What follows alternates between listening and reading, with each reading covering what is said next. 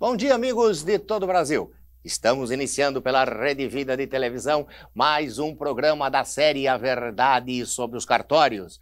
E hoje, com muita satisfação, estamos recebendo a visita do Dr. Chiotzi Chikuta, que é juiz do 2º Tribunal de Alçada de São Paulo. O Dr. Chikuta foi já também juiz de direito da primeira vara de registros públicos, foi juiz auxiliar da Corregedoria Geral da Justiça. E nós o convidamos para falar sobre um assunto muito importante, que é a união estável. Dr. Chikuta, primeiramente, muito obrigado por o senhor ter aceito o nosso convite e hoje estar participando do nosso programa. E nós, como o tema é muito vasto, nós já vamos começar logo com a primeira pergunta. Dr. Chikuta, qual o conceito da união estável? Bom, antes de entrarmos na conceituação da união estável, nós precisamos estabelecer um divisor de águas que foi a Constituição de 1988. Antes da Constituição atual, não havia o reconhecimento da figura jurídica da união estável. Havia apenas um conceito geral de concubinato, aquelas relações entre homem e mulher que não redundavam em casamento. A Constituição de 88 estabeleceu um novo parâmetro de família, não mais restringiu a família como aquela decorrente do casamento, mas também da união de homem e mulher sem casamento. E, na verdade, se nós formos à Constituição, no artigo 226, parágrafo 3º, vamos verificar que o legislador constitucional estabeleceu que a proteção do Estado seria dirigida também à união estável entre homem e mulher, devendo a lei facilitar essa união, facilitar o casamento dessa união estável. A conceituação dessa união estável foi relegada ao legislador ordinário, e nós temos duas leis regulamentando a matéria. A Lei 8.971, de 1994, e, atualmente, também nós temos a Lei 9.278, de 10 de maio de 1996. E se nós formos verificar na conceituação do artigo 1º dessa lei 9.278, vamos verificar os requisitos que a lei estabeleceu para a união estável. E no primeiro aspecto, permitiu apenas a união entre homem e mulher apenas, as relações heterossexuais. Não faz qualquer permissão a outro tipo de relacionamento. E estabelece como requisitos básicos uma convivência duradoura, uma convivência pública e sempre com a vontade dos dois de constituir uma família. Então, esses requisitos devem coexistir de forma a que nós tivéssemos a união estável. Mas o legislador, ao vincular ao texto constitucional, dizendo que toda essa união deve desaguar no casamento, se possível, estabeleceu também uma distinção. É uma união entre pessoas desimpedidas, pessoas solteiras, pessoas divorciadas ou pessoas viúvas. Então, esse é o conceito maior que nós teríamos da união estável nesse sentido. Perfeito. Doutor Chikuta, qual a proteção constitucional que tem a união estável? Se nós verificarmos o conceito de família antes da Constituição de 88, vamos ter que restringi-la apenas àquelas que decorriam do casamento. E hoje a realidade nacional é no sentido de que existem muitas famílias que não decorrem necessariamente do casamento. A estatística feita há 10 anos atrás, mais ou menos, estabeleceu a existência mais ou menos de 9 milhões de mulheres ou separadas ou viúvas que vivem com a sua prole.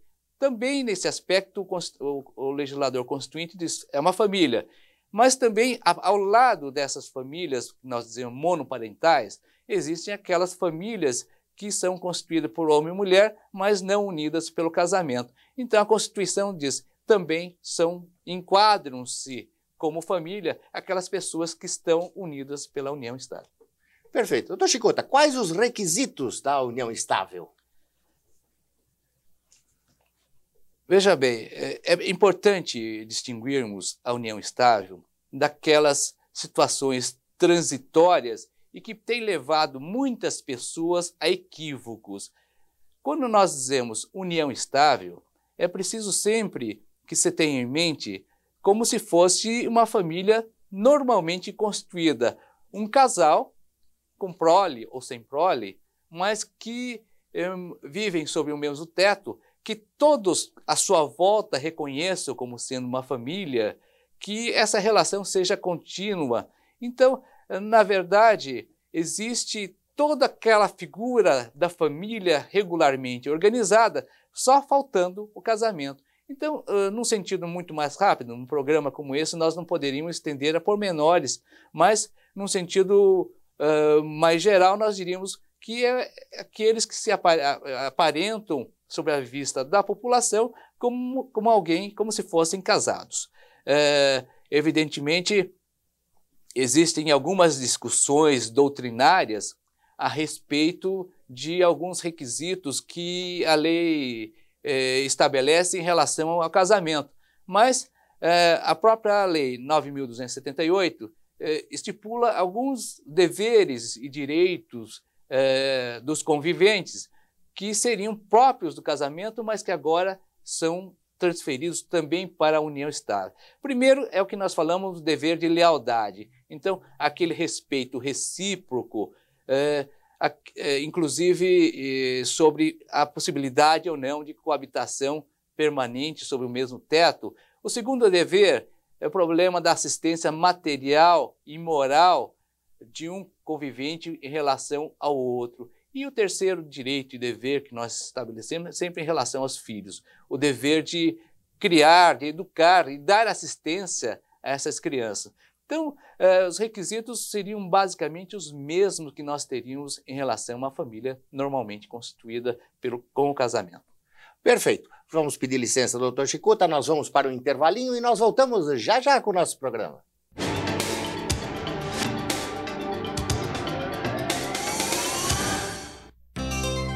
Comunicado importante.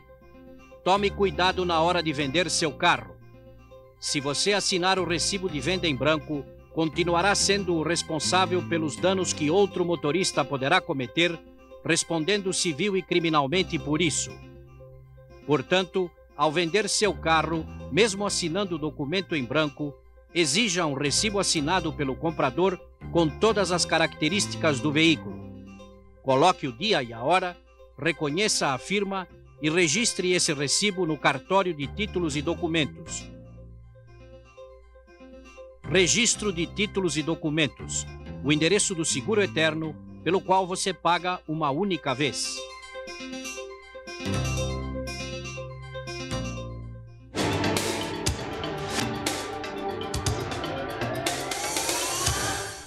Estamos de volta com o programa Verdade sobre os Cartórios, hoje com o Dr. Kiyoshi Chikuta, falando sobre um assunto importante, a união estável. Dr. Chikuta, como se efetua a conversão da união estável em casamento? Esta é uma pergunta muito importante e atende o objetivo da própria Constituição Federal, porque, a par de reconhecer a união estável como uma entidade familiar, estabeleceu também que deveria o legislador facilitar a conversão desse relacionamento em casamento. E nós não temos, na verdade, uma regulamentação específica da forma como se faz essa conversão. A Lei 8.971 e assim como a Lei 9.278 são omissas nos procedimentos a serem adotados para que no registro civil se possibilite essa transformação. E hoje, basicamente, diante dessa omissão do legislador, atribuiu-se às corregedorias permanentes, às corregedorias gerais de cada estado, a regulamentação dessa matéria. E nós temos o provimento 1096 da Corregedoria de São Paulo, que estabelece alguns parâmetros a serem observados para essa conversão. Se existente a união entre um homem e mulher, eles podem transformar esse relacionamento em casamento, bastando apenas que eles se dirijam ao cartório do registro civil do local onde residem e lá formularem um requerimento já preparado apenas com preenchimento de claros, pedindo ao cartorário para que transforme aquela união estável em casamento. Isso dá início ao que nós chamamos num procedimento que desaguará no casamento. E que forma nós faremos esse procedimento? Simplesmente com a exibição daqueles documentos que seriam necessários para o casamento, a certidão atualizada a certidão atualizada do nascimento, onde constata a inexistência de qualquer impedimento. Se casado um dos conviventes, é preciso a demonstração de que a existência ou de divórcio ou do estado de viuvez. E a inexistência de qualquer impedimento ao casamento. Por exemplo, o legislador civil estabelece um elenco de pessoas que não podem se casar.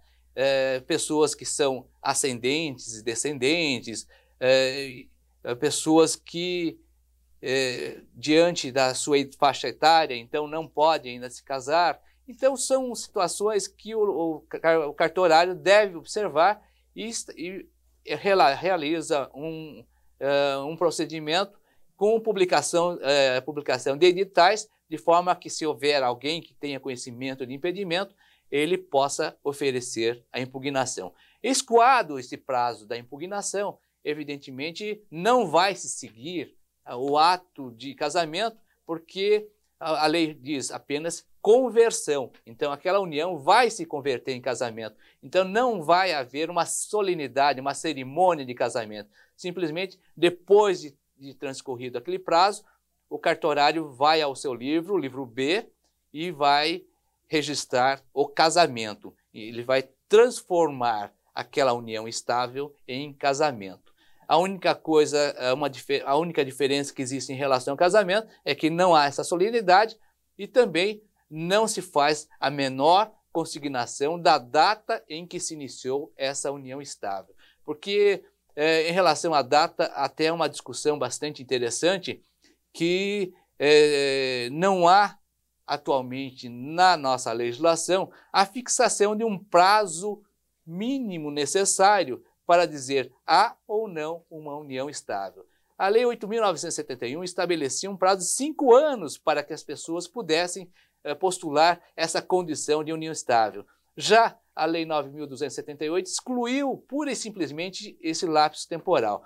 Então nós temos discussão tanto na jurisprudência como doutrina, dizendo, não, 5 anos deve prevalecer. Nós temos uma orientação aqui na Vara da Família de São Paulo, no sentido de 2 anos seria esse prazo suficiente, mas a melhor orientação é no sentido de que o registrador ele não pode se perder nesses pormenores, dizendo que se o prazo seria de 5 anos, 2 anos, simplesmente os interessados comparecem ao cartório, não fazem a menor menção sobre esse lapso temporal e o casamento é concretizado de uma forma bastante objetiva. E é uma coisa muito interessante que o legislador atribuiu em relação ao regime de bens. Falou qual o regime de bens que vai se adotar. Então, no ato que o casal comparece perante o registro, ele vai dizer, eu quero o regime de comunhão universal. Nesses casos, o legislador obriga a estabelecimento de um pacto antinupcial. Fora dessas hipóteses, segue o regime comum, que é o de separação parcial, comunhão parcial de bens. Então, esse é o regime que prevalece no caso de não haver qualquer pacto. E eu acho que as formalidades foram bastante simplificadas e todos aqueles que se acham nesse segmento podem perfeitamente regularizar essa situação sem maiores burocracias. É um ato extremamente simples e que regulariza toda e qualquer união. Perfeito. Nós vamos para mais um intervalinho comercial e nós voltamos já já com o nosso programa.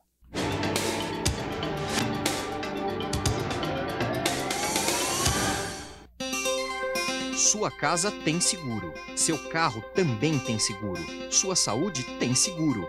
Imagine agora o risco de perder qualquer documento considerado importante. Registrando num cartório de títulos e documentos, você faz um seguro eterno com as seguintes vantagens. Você não depende de vistoria prévia para obter o registro. Paga pouco para registrar todo o documento importante. Jamais precisará renovar este verdadeiro seguro. Não terá mais a preocupação em guardar o original e pelo resto da vida terá quantas cópias necessitar com o mesmo valor do original. Todo documento importante merece registro. Cartório de Títulos e Documentos, o endereço do seguro eterno pelo qual você paga uma única vez.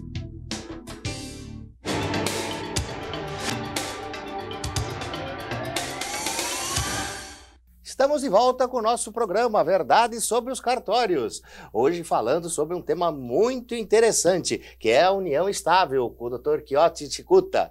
Dr. Chikuta, quais os direitos decorrentes da união estável? Nós temos os efeitos pessoais e os efeitos patrimoniais. Aquela discussão que havia na jurisprudência anteriormente, em 88, sobre os efeitos patrimoniais e pessoais, hoje estão bastante claros no novo texto que regulamenta o artigo 226, parágrafo 3º da Constituição Federal. E sempre destacamos que esses deveres e direitos, o que destaca, além daqueles aspectos de dever e lealdade, nós verificamos que, em relação a cada um dos conviventes, existe o dever de assistência moral e material. Então, nós diríamos, o que seria essa assistência material? Seria direito a alimentos. Então, qualquer convivente que, por um motivo ou outro, acabe rompendo esse relacionamento e não tenha condições e não seja ele culpado, ele pode pleitear alimentos. Efeitos patrimoniais é o mesmo que nós verificaríamos em relação ao regime de comunhão parcial de bens. E o legislador estabelece uma presunção de que tudo aquilo que for adquirido na constância da união estável é presumido como sendo do patrimônio comum. Não como comunheiros, casados não são, mas como condôminos. Então, eles são sócios de tudo aquilo que eles adquirem, bens móveis e bens imóveis, adquiridos a título oneroso. O que está fora? Aquilo que cada um tinha antes da união estável, ou aquilo que foi vendido com patrimônio anterior e adquirido posteriormente, e aquilo que foi recebido de uma forma graciosa, por exemplo, em doação. Esses bens não se comunicam. Não mais se discute se o companheiro ou a companheira não trabalham. Simplesmente, havendo essa convivência, os bens são considerados como sendo de patrimônio comum. Também há reflexo na esfera sucessória. Vejam bem, o legislador ele evoluiu e estabeleceu que, falecendo um dos conviventes e naquele patrimônio comum, ele estabelece usufruto se restar ascendentes, pais, avós, ou descendentes, filhos ou netos. Se houver a parte de qualquer dos conviventes que faleceu, ascendentes, aquele sobrevivente tem direito a usufruir os bens deixados na proporção de 1/4. E se inverso, de metade. E se houver descendentes, então o usufruto seria de 1/4.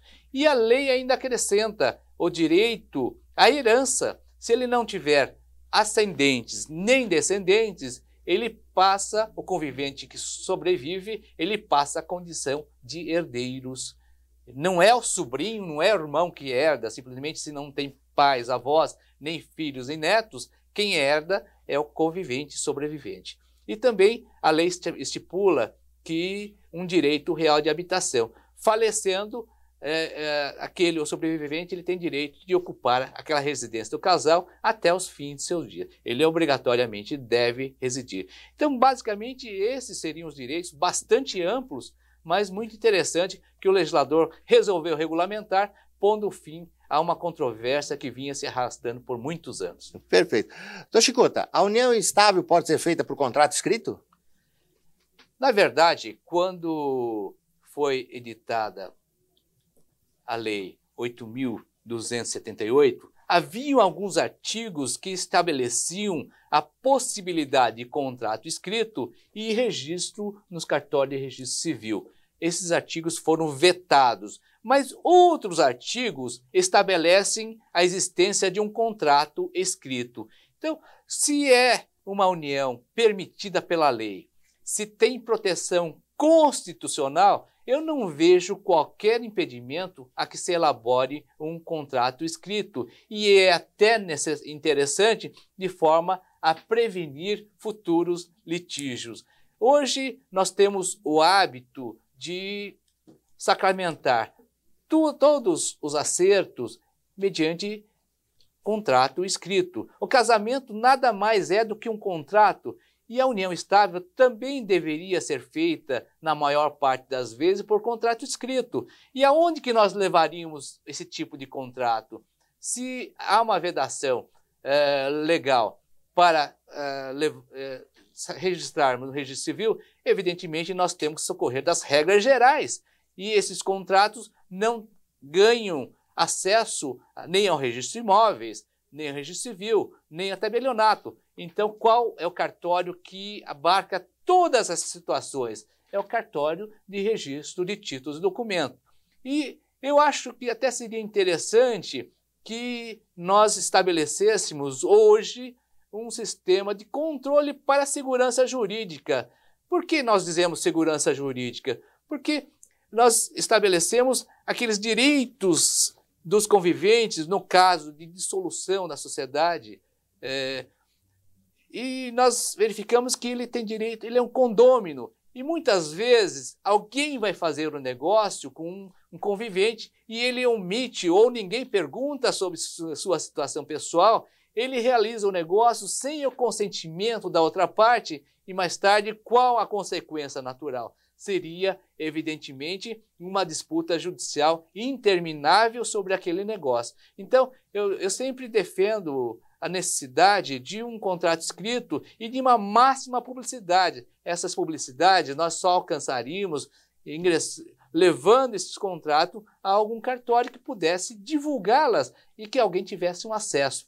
Porque se não houver a conversão ao casamento, nós não temos como comprovar a situação, nós não temos investigadores, nós não temos fórmulas mais acessíveis à população para chegarmos a esse resultado. Então, eu acho que se fôssemos levar esses contratos ao registro do título e documento e criássemos um sistema para que a população pudesse acessar esses dados, nós teríamos muito mais segurança e muito mais tranquilidade. São inúmeras as ações em que o convivente ou a convivente prejudicada vem a juízo e brigando, dizendo, não, eu não consenti, eu quero anular o negócio. Então, eu acho que nós precisaríamos repensar nosso número de pessoas que vivem sob esse título União Estável. É muito grande e a população deveria também procurar meios que nós temos à disposição.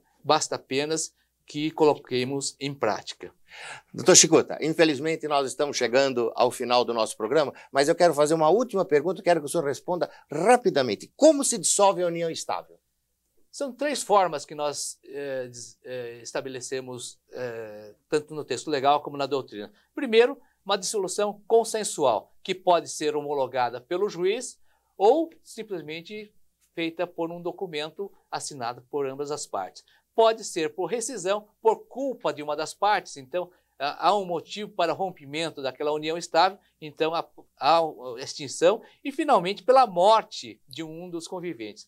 Encerra-se como se fosse o estado de viuvez. Não é viuvez porque não há casamento, mas essas são as três formas que nós conhecemos de extinção.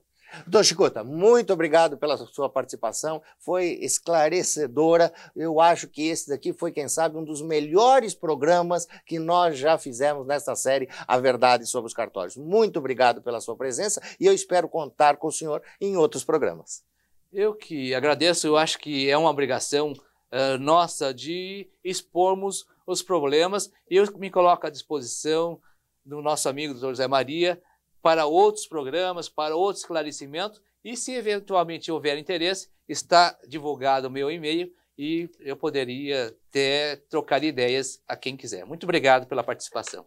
Nós é que agradecemos. E assim, caríssimos telespectadores, estamos chegando ao final de mais um programa A Verdade sobre os Cartórios. Nós estaremos de volta no próximo sábado, às 11 horas da manhã. Rede Vida de Televisão, o canal da família.